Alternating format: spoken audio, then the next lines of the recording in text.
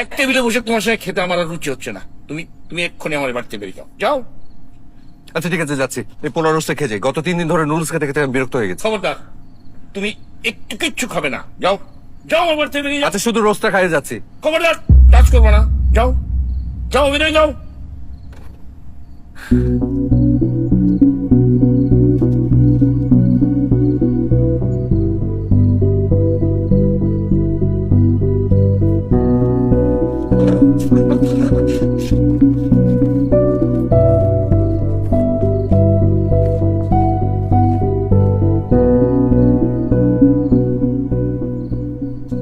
কি হলো? তুই তুই প্লেট ছুঁড়ে মারলি কেন? খাবি না? আমি এই খাবার খাবো না। যেই খাবার আমার স্বামী খেতে পারে নাই সেই খাবার আমার মুখে উঠবে না। তোমরা ওকে অপমান করে খাবার টেবিল থেকে বের করে দিছো, তাকে বাসা থেকে একরকম গলা ধাক্কা দিয়ে বের করে দিছো। মানে কি? তুই তো বললি তোর স্বামীর চরিত্রের সমস্যা। না, এই কথা তো আমি বলি নাই, এই কথা তো আপু বলছে। আর তুমি আপুর কথা শুনে ওকে যা তা বলছো। তুমি আমার বাবা, তোমার সম্মান রক্ষার্থে আমি চুপ করেছিলাম। তোমার সাথে আমার স্বামীর সামনে কোন রকম তর্ক করি নাই। কিন্তু আজকে যদি তুমি না হয়ে এখানে অন্য কেউ হয়তো, একদম শিক্ষা দিয়ে দিতাম একটা। বুঝলাম না, হঠাৎ করে তো এরকম ফালতু পাগল ছেলেটার জন্য তোর উতলায় উঠলো? ওই চরিত্রহীন ছেলেটার জন্য তুই বাবার মুখে মুখে কথা বলতেছিস? আপু, আমার স্বামী বাচাল, পাগল, মাথা মোটা, এগুলো সব ঠিক আছে, কিন্তু ওর চরিত্রে কোনো সমস্যা নেই।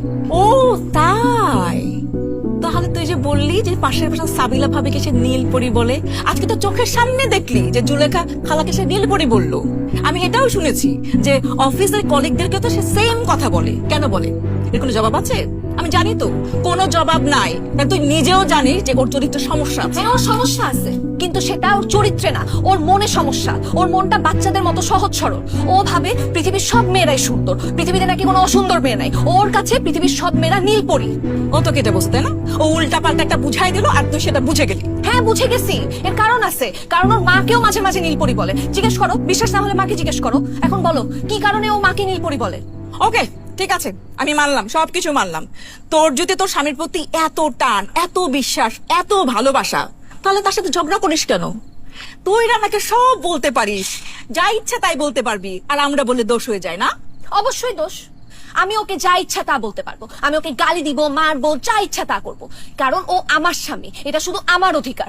তাই বলে অন্য কেউ ওকে একটা শরীরে টোকা দিবে, এটা তো আমি সহ্য করতে পারবো না, একবারে খুন করে ফেলবো। স্বামীর প্রতি যদি এত প্রেম, এত ভালোবাসা, এত বিশ্বাস, তাহলে মাঝে মাঝে ঝগড়া করে এখানে আসিস কেন? এসব কি নাটক? অবশ্যই। আরে নাটক করে আমি দুইটা কারণে। এক হইলো, ওইসব নাটক যদি না করি তাহলে ও